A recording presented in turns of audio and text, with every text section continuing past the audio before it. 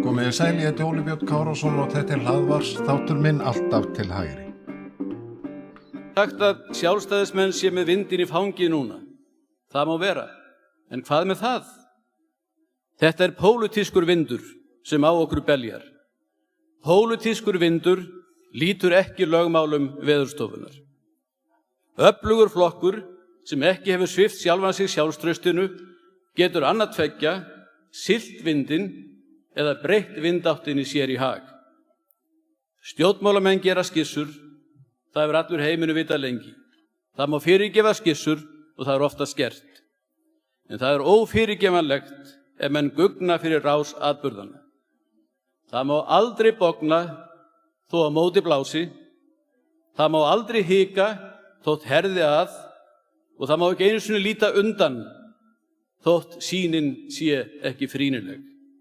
Og það má aldrei svíkja sjálfan sig og það sem maður í hjarta sínu trúir á fyrir stundar ávinning. Forsætisráðherra, borgarstjóri, seðlabankastjóri, formaður Sjálfstæðisflokksins, rithöfundur, leikritaskáld, listamaður, útvarpsmaður, blaðamaður og ritstjóri. Það er hægt að nota öll þessi starfsheiti til að lýsa Davíð Oddssyni sem lést á heimili sínu sunnudaginn 1. mars síðastliðinn aðeins 78 ára að aldri.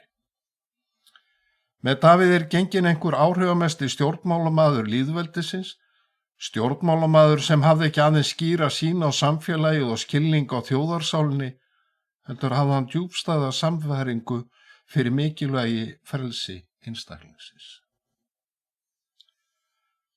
Að öllum öðrum ólöstuðum verður illa það deilt að enginn getur litið yfir stjórnmálaferil sinn með sama hætti og Davíð Oddsson gerði fyrir áratug í viðtali. Uppgangurinn í Reykjavík í borgarstjórnartíð hans var með ólíkindum og þar stóðu hendur fram úr ermum og allir borgarbúar, raunar allir landsmenn nutu. Hið sama á við landsmálin. Í forsætisráðherratíð hans gjörbreytti samfélagið. Ísland komst inn í nútíman og lagðu var traustur grunnur að framtíðinni. Velmegun jókst samhliða auknu frelsi og minni ríkisafskiptum. Árið 2016 svaraði Davíð spurningu af hverju hann væri stoltastur af ferlinum. Já, ég skal ekki endilega segja, það er margt sem ég er mjög stoltur yfir og tel mig hafa vel góðar ástæður til þess að vera stoltur.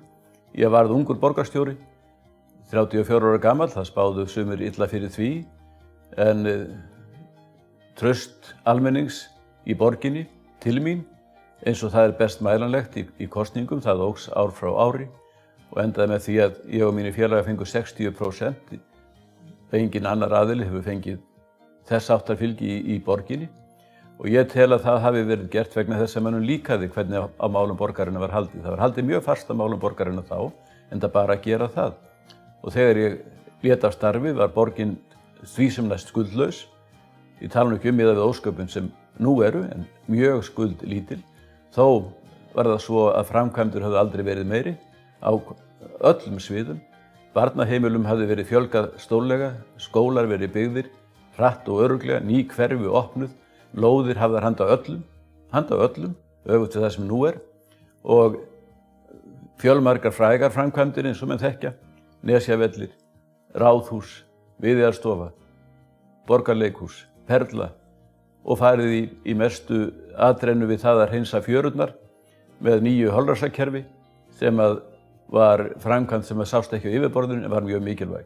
Ég held að þetta hafi leitt til þess að 60% borgarbúa sem eru þá úr öllum flokkum nánast ákvað að veita mér atkvæði sitt 1990 eftir 8 ára starf. Á ríkinu kenni margra grasa varðandi mín verk og ég er stoltur yfir því að meðan ég var í forystu þar og almenningur sá til þess 4 skipti í röð að ég gæti haft umboð til að mynda ríkisstjórn, starfhæfa ríkisstjórn, að þá var mesti stöðugleiki sem hér hefur verið í landinu. Og vinnufriður var með ágætum, samskipti mín við aðila vinnumarkaðarins voru til fyrirmynda, þó ég segi sjálfur frá, og það náðist að lækka skuldir ríkisins ár frá ári, og það réði auðvitað úrslitum að við gátum mætt hruninu þegar það kom, að þannig hafi verið búið af ríkinu.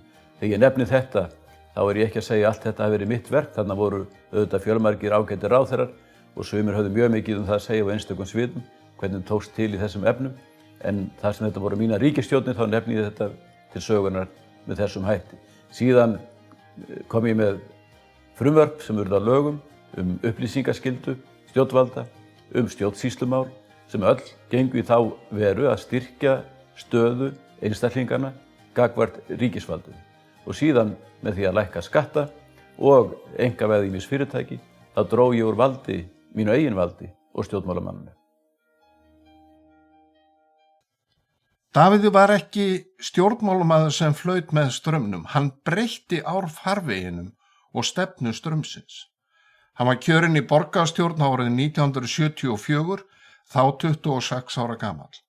4 árum síðar missti Sjálfstæðisflokkurinn meirihluta í borgarstjórn og þegar Birgir Ísleifur Gunnarsson, fyrrverandi borgarstjóri, hætti afskiptum af borgarmálum og settist á þing, var Davíð leiðtogi borgarstjórnarflokks Sjálfstæðismanna. Hann sigraði svo Albert Guðmundsson naumlega í harðri baráttu í prófkjöru 1981 oddvitasæti á lista Sjálfstæðisflokksins fyrir borgarstjórnarkosningarnar 1982. Undir forystu Davíðs endurheimti Sjálfstæðisflokkurinn meirihluta í borgarstjórn. Hann tók við sem borgarstjóri þá aðeins 34 ára gamall. Reykjavíkurborg stóð höllum fæti fjárhagslega eftir meirihluta vinstri flokkana. Í upphafi sýndi Davíð að hann var óhræddur að taka erfiðar og umdeildar ákvarðanir. Eitt fyrsta verk hans var að beita sig fyrir fækkun borgarfulltrúa úr 21 í 15. Hann sneri fjárhag og rekstri borgaranna við, gjörbreytti forgangsröðun, seldi bæjarútgerð Reykjavíkur sem hafði verið þungur baggi á borgarsjóði og réðist í framkvæmdir. Perlan var byggð, borgarleikhúsið reist og ráðhús byggt. Kyrrstaða var rofin í skipulags- og húsnæðismálum og hafist var handa við nýtt hverfi, Grafarvog. Þegar Davíð steig fyrst inn á svið stjórnmálanna var flestum ljóst að þar færi ungur maður með skýra pólitíska sannfæringu sem veri óhræddur við að takast á við pólitíska andstæðinga jafnt og glíma við samherja ef nauðsyn bar til. Húmorinn var vopn sem hann kunni betur að fara með en flestir aðrir. Á því fékk meðal annars Albert Guðmundsson fyrsti íslenski atvinnumaðurinn í knattspyrnu að kenna. Albert var lengi áhrifamikill borgarfulltrúi Sjálfstæðismanna og síðar ráðherra. Einhverju sinni sló í brýnu með Albert og Davíð á fundi borgarstjórnarflokks Sjálfstæðismanna. Albert sagði með þjósti, og hef ég þetta úr minningagrein Hannesar Holmsteins Gissurarsonar, sagði með þjósti hann Albert: ég hlusta nú ekki að þetta tali í stuttbuxnadeildinni. Davíð var fljótur svars. Mér finnst að koma úr hörðustu átt þegar að maður talar af lítilsvirðingu stuttbuxur eftir að hafa haft atvinnu af því að hlaupa á þeim í áratugi. Sem borgarstjóri beitti Davíð oft háði til að afvopna andstæðinga sína og gagnrýnendur. Þegar kvennalistinn bar upp tillögu að friðlýsa Reykjavík fyrir kjarnorkuvopnun brást Davíð vel við. Mér líst bara vel á þessa tillögu, en ekki hyggilegt að friðlýsa fyrst Árbæjarhverfi og ef það gefst vel friðlýsa þá allt höfuðborgarsvæðið í framhaldinu. Með svipuðum hætti gerði hann góðlátlegt grín að andstæðingum þess að ráðhúsið yrði reist við tjörnina, en þeir börðust undir kjörorðinu tjörnin lifi. Davíð bætti betur og tók sér kjörorðið tjörnin lengi lifi. Og Davíð kunni þá list að taka sjálfan sig heldur ekki of hátíðlega. Hann setti sig aldrei á hærri hest en samborgararnir og hafði húmor fyrir sjálfum sér. Menn hefur séð mig allstaðar og þess áttar og ég var þarna í sjónvarpi útvarpi allan daginn eða svona næstu þetta var ekki bara þar heldur, ég hefði svolítið gaman að því ég var eins og út í búð og eitthvað bara þínandi í körfuna þá allt í nú hrópar eitthvað barn upp og ég held að eitthvað hryllilegt gerst og pappi sjáðu kallinn þetta kallinn í spaugstofunni Davíð notaði meðfæddan húmor og kímnigáfu í glímu við pólitíska andstæðinga í borgarstjórn en ekki síður sem forsætisráðherra. Helstu andstæðingar hans, Steingrímur J. Sigfússon, Ólafur Ragnar Grímsson og Jón Baldvin Hannibalsson, áttu fá svör við 2 setningum Davíðs í ræðu árið 1995. Davíð sagði, á dögunum var Alþingi sett með guðþjónustu í dómkirkjunni. Ég tók eftir því að presturinn horfði fyrst á Steingrím, síðan Ólafur Ragnar, þá á Jón Baldvin og bað svo fyrir þjóðinni. Og oft snerti Davíð viðkama bletti á vinstrimönnum í kosningabaráttunni 1999, sagði Davíð, vinstri flokkarnir í nokkrum vanda. Þeim gengur ekki vel nema þjóðinni gangi illa. Og þjóðinni gengur ekki illa nema vinstri flokkarnir séu við völd.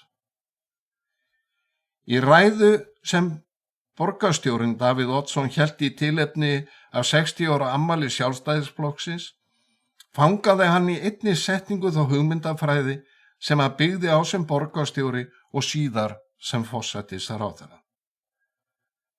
Þeir virðast enn trúa því að félagshyggjan búi yfir töfraráðum sem séu betur færum að leysa vanda í hverri lífsgátu en einstaklingarnir og fyrirtækin geta gert ef almennu skilyrðin í lagi og afskiptasemi hins opinbera í lágmarki. Davíð treysti sem sagt einstaklingunum og var tortrygginn gagnvart miðstýringu og opinberu valdi. Í þessu var hann samferða á Ronald Reagan Bandaríkjaforseta sem eins og Davíð hafði hæfileikann til að setja flókin mál fram með einföldum og skiljanlegum hætti og oft í einni setningu eða 2, oft með kímni að vopni einnig. Ef svarið aukin ríkisumsvif spurningin röng, sagði Reagan. Og til gamans má nefna að fyrsti Bandaríkjaforsetinn sem Davíð hitti var Ronald Reagan, en Davíð tók á móti forsetanum sem borgarstjóri haustið 1986 í Höfða, þar sem var haldinn sögulegu leiðtogafundur Bandaríkjanna og Sovétríkjanna. Davíð var kjörinn formaður Sjálfstæðisflokksins á sögulegum landsfundi árið 1991 og eftir þingkosningar sama ár myndaði hann sína fyrstu ríkisstjórn. Sem forsætisráðherra í 13 ár hafði Davíð forystu að opna íslenskt samfélag fyrir nýjum tækifærum. Stigin voru skrefin í nútíman og traustur grunnur lagður af framtíðinni. Skattar voru lækkaðir, ríkisfyrirtæki selt og skipulega dregið úr afskiptu ríkis og miðstýringu. Davíð beitti sér fyrir setningu upplýsingalaga og jók gagnsæið í allri stjórnsýslu með það að markmiði að styrkja stöðu einstaklingsins gagnvart opinberu valdi. Samhliða auknu frelsi og minni ríkisafskiptum jókst velmegun. Davíð gjörbreytti viðhorfum landsmanna til ríkisins og hugmyndum verkefni þess og skyldur. Það á ekki að vera eins og síldarnót til að festa fólk í, heldur eins og öryggisnet sem enginn fellur niður fyrir, sagði Davíð í ræðu hjá ungum sjálfstæðismönnum árið 1995. Með einni setningu, eins og svo oft áður og síðar, lýsti Davíð eigin hugsjónum og baráttumálum. En jafnvel þó Davíð hafi barist fyrir auknu viðskiptafrelsi var hann gagnrýninn á margt í starfsháttum fyrirtækja og umsvifað mikilla viðskiptamanna. Hann hafði áhyggjur af því að menn misnotuðu frelsið. Í ítarlegu viðtali við Morgunblaðið í október 2005 í tilefni af ákvörðun hans að yfirgefa svið stjórnmálanna sagði Davíð að sér væri efst í huga þær breytingar sem hafa orðið á andrúmi og umhverfi í þjóðfélaginu. Hann sagði, Vald stjórnmálamanna hefur verið takmarkað mjög verulega og þeir geta nú einbeitt sér að sínum verkahring að setja þjóðfélaginu leikreglur. Þá hefur svigrúm fólks og fyrirtækja breyst og aukið svo munar, þótt á okkur dynji endalaust reglugerða fargan frá Evrópu. En Davíð varaði við að leið og stjórnmálamennirnir hverfi af vettvangi ryðjist fyrirtækin hugsanlega inn í tómarúmið og þegar leikareglurnar vanti þá megi reikna með því að menn olbogi sig áfram af talsverði hörku. Og hann hélt áfram. Þess vegna mega stjórnmálamenn ekki heykjast á því að setja viðskiptalífinu heilbrigðar leikareglur þannig að engin 1, 2 eða 3 aðilar geti náð yfirburðastöðu og drepið annað í dróma. Þessi varnaðarorð enduróma innbyggða varfærni Davíðs gagnvart viðskiptalífinu, jafnvel tortryggni. Og enginn gat farið í grafgötur með að Davíð hafði ímugust á ákveðnum einstaklingum vegna framgöngu þeirra á sviði viðskipta. Davíð mislíkaði með réttuða röngu þeir viðskiptahættir sem höfðu verið innleiddir á Íslandi og eftir síðustu aldamót. Honum ofbauð bónus og kaupréttagreiðslur í bankakerfinu og vildi koma í veg fyrir samþjöppun viðskiptalífsins ekki síst á neytenda og fjölmiðlamarkaði. Hann hafði verulegar og vaxandi áhyggjur af því að áhrifamiklir aðilar í viðskiptalífinu var að skara eld að eigin köku og kostnað almennings en í skjóli aukins frelsis sem hann hafði barist fyrir. Hann taldi sig hafa raunverulega ástæðu til að óttast að einhvers konar ólígarkaveldi myndi myndast á Íslandi. Í Hólaræðu árið 1999 sagði Davíð: Við Íslendingar sem svo nýlega höfum opnað okkar hagkerfi þurfum að gæta þess að verða ekki leiksoppar slíkra afla, þar að segja ólígarkaveldis. Efnahagskerfið verður að vera opið og einfalt en jafnframt gagnsætt og byggt á trausti. Lykil orðið er traust. Þegar ræður og viðtöl við Davíð Oddsson fyrir og síðustu aldamót eru skoðuð, er greinlegt að hann var sannfærður nauðsyn þess að setja umsvifamiklum stórfyrirtækjum og auðmönnum skynsamlegar skorður. Þannig vildi hann setja lög hámars eignarhlut einstakara hluthafa í fjármálafyrirtækjum. Ekki sé æskilegt að menn hafi á tilfinningu, sagði Davíð, að það séu einhver önnur sjónamið sem ráði stefnu banka en almenn arðsemi sjónamið eins og einhverjir þröngir hagsmunir ráðandi hópa. Þetta sagði hann í viðtali við Morgunblaðið í ágúst 1998. Hann taldi 3–8% hlutur væri hæfilegur en síðar talaði hann 5% eignarhlut.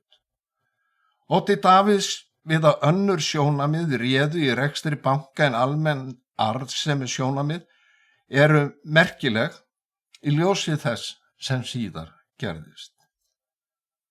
Í viðtali við tímariti Vísbendingu, sem þá var alvöru tímarit, í desember 2003 útskýrði Davíð Oddsson hugmyndafræði sína ágætlega. Og hér er beint vitnað í viðtalið. Ég held, sagði Davíð, að fákeppni spilli mjög fyrir í viðskiptalífinu.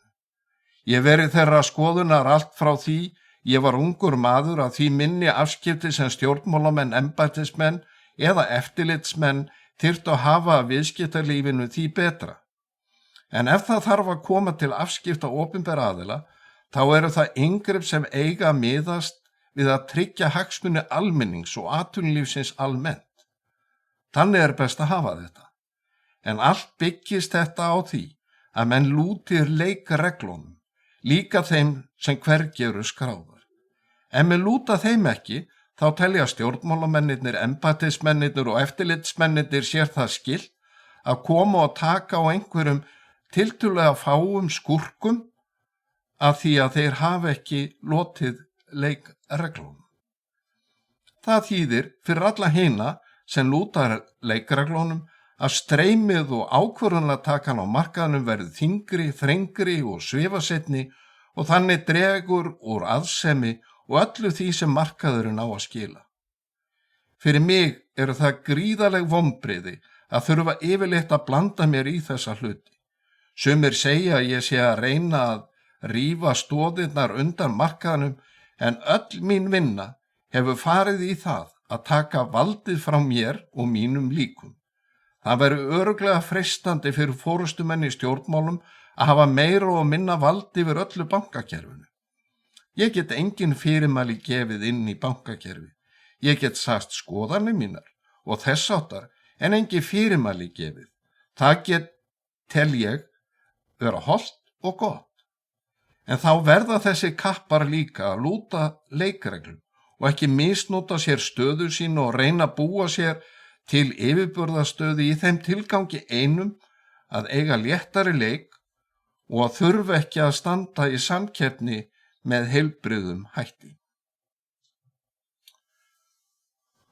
Og Davíð sótti í fótbolta, knattspyrnuna.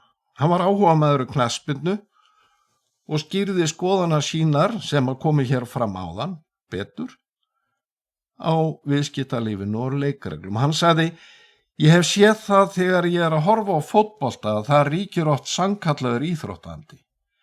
En ef þar væri ekki kall með gult og rautt spjald, þá myndu þessi gæjar haga sér þannig á vellinum að það yrði hreint blóðbað, slitnar sínar, brotin hné og hvaðina. Leikurinn á að fá að fljóta eins eðlilega og mögulegt er. En menn byrja að þjösnast, þá dómari með gula og rauðaspjaldið kominn og hvað gerist þá? Þá sitjum við heima að horfa á sjónvarpið og leikurinn hundleiðilegur af því að það eru komin 10 gul spjöld og 5 rauð. Meira segja þeir menn sem hafa mestan áhuga á að horfa á eða spila með verða afhuga leiknum. Nákvæmlega sama regla á við markaðinn. Þar þarf að vera dómari með gult og rautt spjald, en því minna sem að þarf að nota þau af því að menn haga sér betur, því skemmtilegra verður leikurinn og því meiri afraksturinn af honum okkur öllum til handa. Tilvitnun lýkur. Pólitískir andstæðingar Sjálfstæðisflokksins, ekki síst áhrifafólk innan Samfylkingarinnar, héldu því fram að ástæða þess að Davíð Oddsson hefði talið æskilegt að setja reglur til að tryggja dreift eignarhald á fjármálafyrirtækjum hafi verið persónleg óvild í garð þekktra athafnamanna. Þetta eru staðhæfingar sem áttu sér litla eða enga stoð. Sannfæring Davíðs átti djúpar rætur í hugmyndafræði hans sanngirni og frjálsa samkeppni. Í viðtali við Fréttastofu ríkisins í ágúst 1999 sagði Davíð meðal annars, íslenska þjóðríkið þannig vaxið að það ekki hollt fyrir það að vera í höndum á mjög fáum aðilum. En forystumenn Framsóknarflokksins sem voru í ríkisstjórn með Sjálfstæðisflokknum töldu ekki ástæðu til að setja lög dreift eignarhald. Það var líklega eitt stærsta pólitíska áfall Davíðs að hafa ekki náð að tryggja lagasetningu eignarhald fjármálafyrirtækja. Með sama hætti mistókst honum að leiða í lög skorður við samþjöppun eignarhalds á fjölmiðlum, einkum laut að því að takmarka möguleika stórra fyrirtækja samsteypa að ráða yfir bæði prent- og ljósvakamiðlum. Stuðningsmenn laganna héldu því fram að ómikil samþjöppun fjölmiðla gæti leitt til þess að fáir aðilar hefðu óhófleg og óheilbrigð áhrif á opinbera umræðu sem aftur myndi grafa undan fjölbreytni skoðana og gagnrýni umræðu. Í þeirra augum var frumvarpið, lagasetningin, varnarviðbragð við vaxandi áhrifum viðskiptalífsins á fjölmiðla. Deilur fjölmiðlalögin, svokölluðu, voru gríðarlega hörð. En það athyglisvert hve vinstri menn snerust hart gegn reglum til að koma í veg fyrir að stórar fyrirtækjasamsteypur stjórni og eigi öflug fjölmiðlafyrirtæki þvert yfir flóruna frá dagblöðum til útvarps og sjónvarps. Þetta var hins vegar ekki í fyrsta skipti sem til dæmis Samfylkingin tók sér varðstöðu fyrir áhrifamikla viðskipta hringi hér á landi. Ólafur Ragnar Grímsson neitaði að staðfesta lögin og ríkisstjórnin taldi rétt að draga lagasetninguna tilbaka fremur en að leggja hana í þjóðaratkvæði. Í huga þess sem hér talar óhætt að halda því fram að þróun fjölmiðla hefði orðið með öðrum hætti en varð ef lögin hefðu náð fram að ganga. Áhugi innan Sjálfstæðisflokksins á að tryggja aukið jafnræði milli ríkisútvarpsins og einkarekinna fjölmiðla, meðal annars með því að draga ríkið út af samkeppnismarkaði svo sem auglýsingamarkaði, minnkaði verulega. Stuðningur við að selja eða leggja ríkisútvarpið niður hrundi og hafði tortryggni meðal sjálfstæðismanna í garð umsvifamikilla fyrirtækja náð að festa rætur og ótti við að auðmenn næðu tökum og ríkisútvarpinu yrði það selt fór vaxandi. Sem forsætisráðherra hafði Davíð ekki aðeins áhyggjur af samþjöppun Vals í viðskiptalífinu, heldur fóru áhyggjur hans vaxandi af örri útþenslu bankana. Og ekki minnkuð áhyggjur hans eftir að hann tók við sem seðlabankastjóri árið 2005. Á sínum fyrsta ársfundi sem seðlabankastjóri vorið 2006 sagðan: hægja þarf á útvexti útlána eins og lofað hefur verið. Viðvaranir Davíðs voru skýrar á fundi viðskiptaráðs 7. nóvember 2007. Það benti á að þótt margt væri jákvætt við útrás íslenskra fyrirtækja væru tvær hliðar á þeirri sögu. Hin hliðin, sagði Davíð á útrásinni, þó sú að framhjá henni verður ekki horft að Ísland að verða óþægilega skuldsett erlendis. Og hann bætti við: á sama tíma og íslenska ríkið hefur greitt skuldir sína hratt niður og innlendar og erlendar eignir seðlabanka hafa aukist verulega, þá hafa aðrar erlendar skuldbindingar þjóðarbúsins aukist svo mikið að þetta tvennt sem ég áðan nefndi smáræði í samanburði við það. Allt getur þetta farið vel, en við erum örugglega við ytri mörk þess sem fært að búa við til lengri tíma. Áhyggjur Davíðs og samstarfsmanna hans í Seðlabankanum jukust stöðugt og vorið 2008 var það ljóst í huga hans að íslensku bankarnir gætu ekki lifað af alþjóðlega fjármálakreppu. Seðlabankinn hafði þá í nokkur tíma undirbúið aðgerðir til að bjarga því sem bjargað yrði og tryggja leið greiðslumiðlun innanlands og utan. Grunnur að neyðarlögunum var lagður, lögum sem kom í veg fyrir gjaldþrot Íslands. Sú saga verður ekki sögð hér, en Davíð sýndi á þessum örlega tímum úr hverju hann var gerður. Hann hafði ekki aðeins skýrari sýn á alvarlega stöðu en flestir aðrir, heldur ekki síður sýn á leiðir út úr ógöngunum. Allt byggt á meðfættri réttlætiskennd hans, eins og kom vel í ljós í frægu Kastljósviðtali 7. október 2008. Þar varði Davíð hagsmuni íslensks almennings. En hvað erum við raunin að gera? Og ættum við endilega að vera svona svartsýn? Hvað erum við að gera? Við erum að ákveða að við ætlum ekki að borga erlendar skuldir óreiðumanna, skuldir sem menn hafa... Akkur sér óreiðumanna? Byttu við, menn sem ekki geta borgað, eru på gamla máta taldir óreiðumenn, það lærði ég hjá ömmu minni. Við ætlum ekki að borga annar manna skuldir, við ætlum ekki að borga skuldir bankana sem hafa farið dálítið gáleysislega. Tæpu 10 árum eftir að nokkrir helstu talsmenn Samfylkingarinnar reyndu að gera hugmyndir Davíðs dreift eignarhald tortryggilegar, dreift eignarhald á fjármálafyrirtækjum, sagði Geir H. Haarde, þá formaður Sjálfstæðisflokksins, að stærstu mistök flokksins fyrir hrun bankana hafi verið að hverfa frá hugmyndunum dreift eignarhald. Í setningaræðu á landsfundi Sjálfstæðisflokksins 2009, kveðjuræðu Geirs, sagði hann meðal annars: þegar eigendur bankana gerðust umsvifamiklir í atvinnulífinu og eignatengsl milli viðskiptablokka urðu gríðarlega flókin og ógegnsæ, var stöðugleika bankakerfisins ógnað.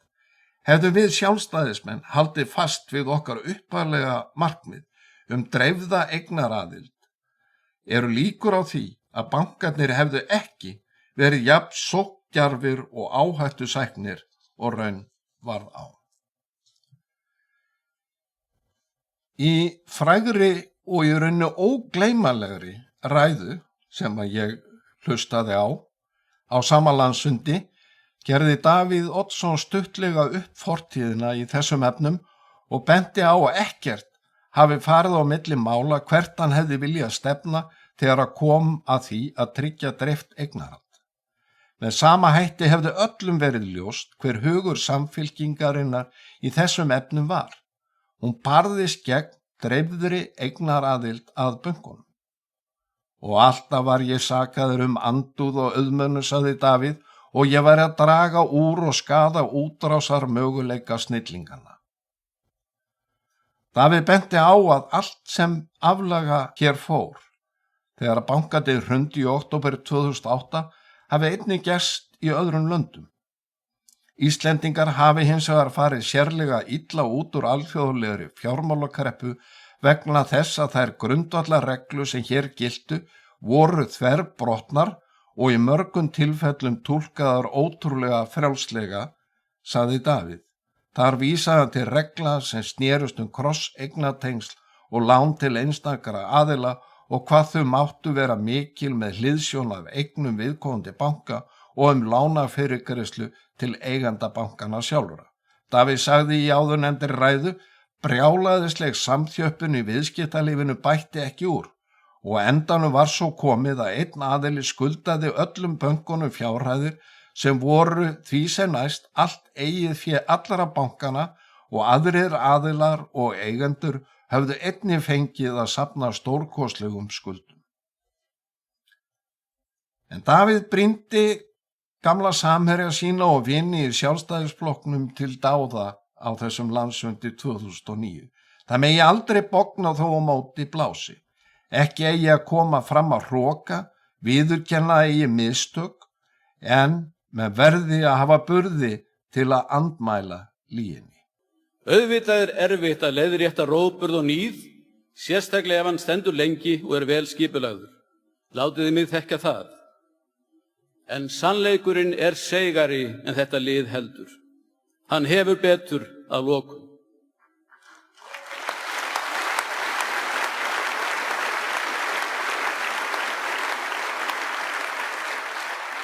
Auðvitað er hvers konar hroki ástæðulaus, óþolandi og ögrandi. Auðvitað er sjálfsagt og skylt að sýna auðmýkt og viðurkenna hreinskilnislega það sem mönnum hefur orðið á. En auðmýkt er eitt, aumingjadómur er allt annað.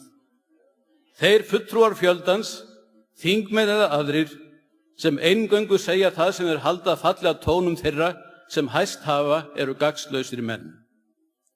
Þeir